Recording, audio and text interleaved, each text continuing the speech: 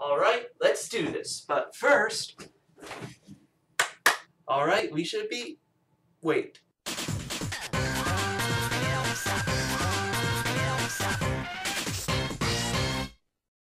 Ah, the joys of being young. There'll never be another feeling like it. Being curious, enjoying life, it's all fun and games. Well, except for homework bullies and cooties. Though oddly, I never really experienced them throughout school. Anyway, being young is awesome. When you're young, a lot of moments stick out in your head. You experience them so that you can come back to them later in life and remember all the fun times you had with them. So today I'm going to count down 10 of those moments I had with any medium, whether it be a movie, TV show, or video game. The rules for this list are as follows. To be on here, it has to be from before I entered the 4th grade, as that's my cutoff date, and the 1 per franchise rule doesn't apply. Also, for those watching, here's a rule for you. Don't judge. I didn't experience your childhood. So if there's a moment on this list that you don't think should be on, and I'm an idiot for still liking it, please don't judge me. If you do, I'll beat you with a baseball bat.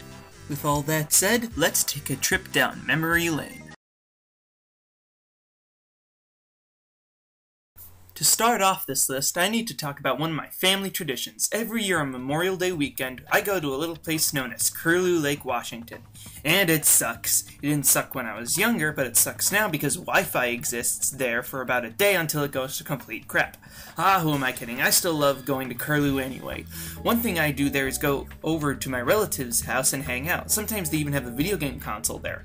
And one time I played the only PS1 game I've ever played, Spyro 3: Year of the Dragon. As someone who had heard of Spyro before playing Year of the Dragon, I had no idea he was on the PlayStation 1. So when I played the game, my mind exploded. And I still had fun. I specifically remember playing as a kangaroo, the word Avalar being tossed around a couple times, and the Sunrise Spring Home music. The reason it's this, though, is that I don't really remember much of it, and I haven't played a Spyro game after I played Year of the Dragon, unless you count Skylanders. Still remember having fun, though. So, jump scares. Jump scares have become the most overdone thing in recent times, haven't they?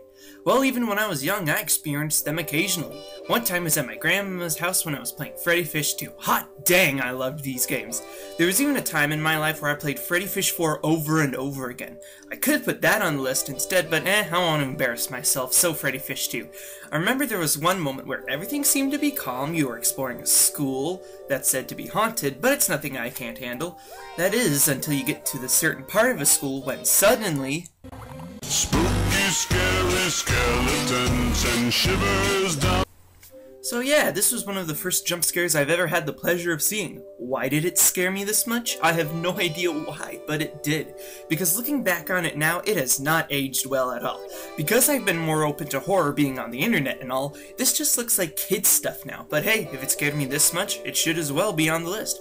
When I finally get Steam, I hope to revisit my younger years with Freddy Fish as well as other humongous entertainment games. But if any of them were like Freddy Fish 2, I think it's best to stay the heck away. When talking about scary moments and otherwise harmless things, we turn to Winnie the Pooh. Everyone knows who he is. He's a friendly yellow bear who loves honey and hanging around with friends. And you know what? He even got a couple video games. While I've only played some of them, and one of them was at my old friend's house, my favorite has always been Winnie the Pooh's Rumbly Tumbly Adventure for the GBA.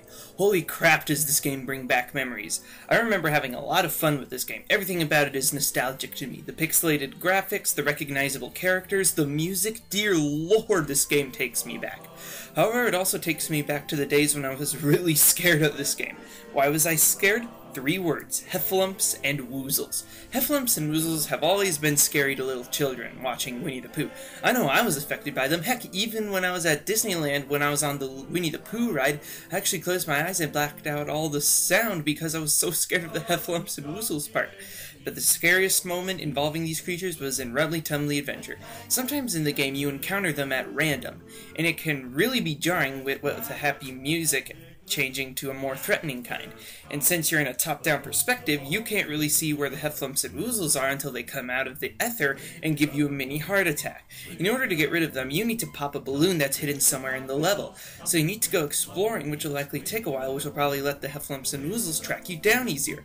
I didn't exactly remember what happens if they catch you, but I think they'll do something like send you back to the beginning of the area. Gosh, I hated these things. How about we leave the scariness for a while and talk about one of the happiest video game franchises ever, Mario. Just like Winnie the Pooh, everyone knows who Mario is. He's probably the biggest gaming icon of all time, so I must have played almost all of his games when I was little, right? Well, not exactly, since for most of my life I only owned a Game Boy Advance and a PS2, and even with the Game Boy I didn't play any Mario or Nintendo games for that matter. Instead, my first Mario game was when I got a Wii and I played Mario Kart Wii. And you know what? I frickin' loved it. Sure, it may seem like a strange choice for my first Mario game, but does that mean it's a bad choice? Heck no.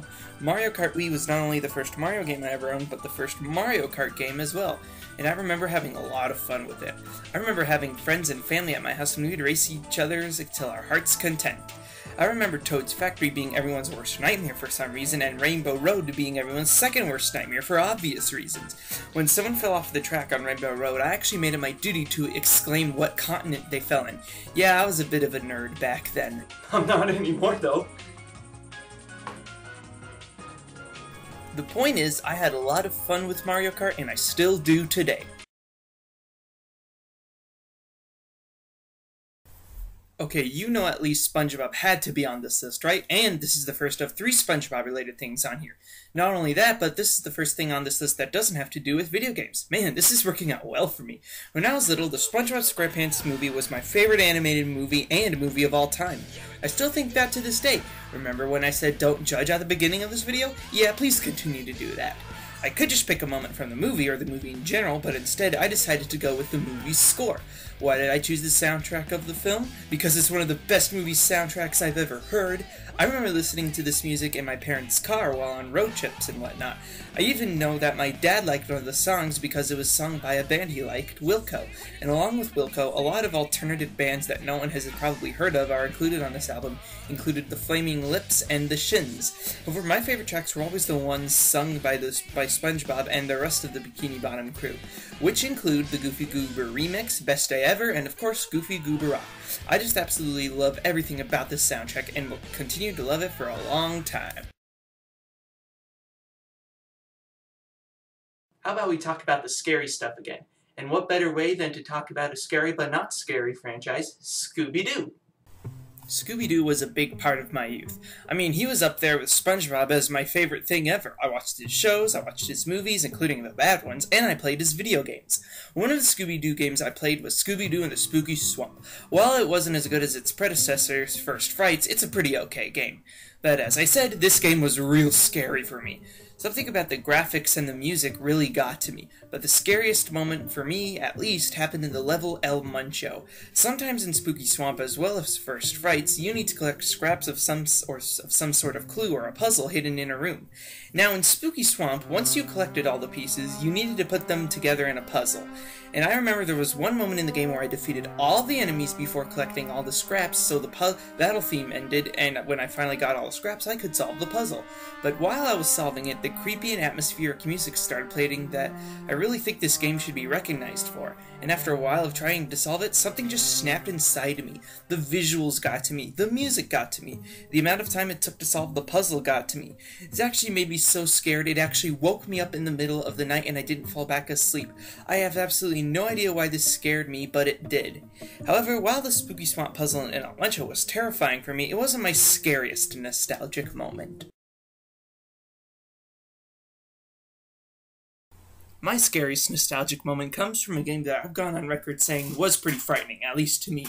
That game is none other than Epic Mickey. In Epic Mickey, the enemies you face are pretty simple and really easy to take down, whether they be Blotlings, or Beetleworks. However, when you get to later in the game, the enemies become way tougher, and none of them are as tough as the menacing and powerful Slobbers. These things were tough. They would slash you with their big claws, hurl a pool of thinner at you, and suck you into their mouths. They're pretty awesome and are some of my favorite enemies of all time in any game. One day I was walking through the level Lonesome Manor minding my own business. It was a bit scary, but nothing I couldn't handle. That is, until I got to the end of the library section of the level, and I encountered a slobber. The first thing that struck out at me was that this slobber had red eyes instead of green eyes as previously shown. So that's the thing, and there's also the fact that I just wasn't ready to face off with the Slobber. I was just a little boy and I wasn't ready to battle such a threatening creature. So when I found out I could just slip past the Slobber and leave the area, I was very happy to see that I could.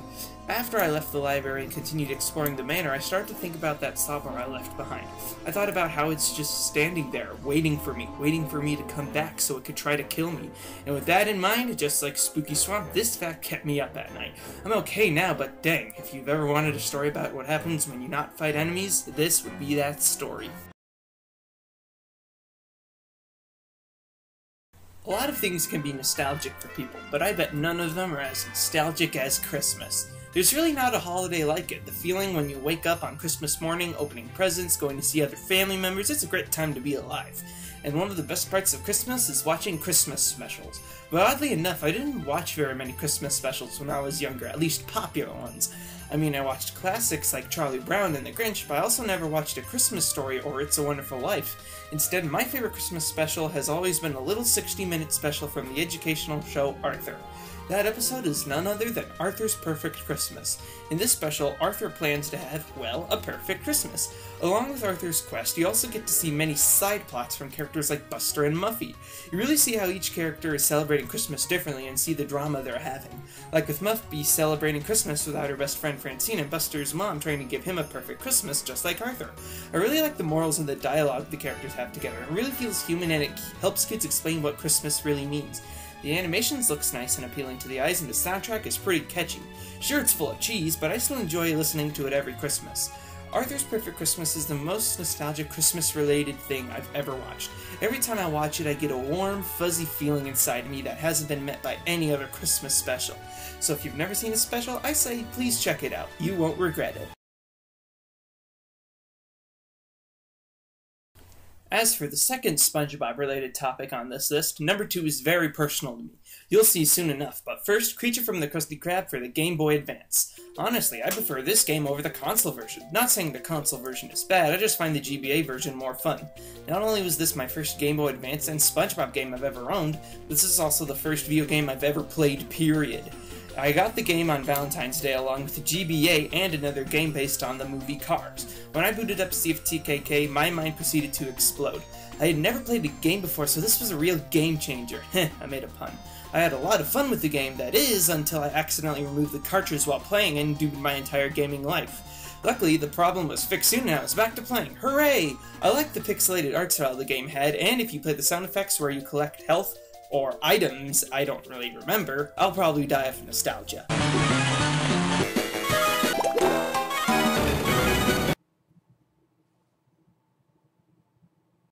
Creature from the Krusty Krab is one of my favorite handheld games, and while I haven't played it in a long time, I still remember having a great time with it. However, there's one more thing from my youth that makes me shed tears a little more. So, what could top all of these moments from my younger years? Well, big surprise, it's SpongeBob related, but before I can get to number 1, I have to ask a question. Remember when VHSs were a thing? Yeah, VHSs are probably something that if you're younger than 12, you've probably never heard of. Well, when I was young, I owned a lot of VHSs, and I still do today. One of my favorite VHSs, however, is not around anymore, and it's up at a cabin where it has room to play with other tapes. That VHS tape was a collection of SpongeBob episodes known only as Sponge Buddies, and you know what? It's number 1 on this list. Oh, the memories I had with this tape. This tape had a collection of 5 SpongeBob episodes, those being Jellyfishing, Dying for Pie, Wormy, Fun, and Club SpongeBob. Picking my favorite episode of this collection is very hard, as all of them were good episodes, but if I had to choose, my favorite would be a mashup between Club SpongeBob and Dying for Pie. My favorite memories with this tape are the Fun Song, the Exploding Pies, and the Magic Conch Shell. Before this VHS, I watched SpongeBob, but I was never really hooked on it. However, when I first watched this VHS, I immediately got hooked. I love the stories, the characters, the animation, and the comedy. And since this is the thing that got me into SpongeBob, which is my favorite franchise of all time, then it had to be number 1. I'm the Pop Biscuit, and where the heck is my shirt?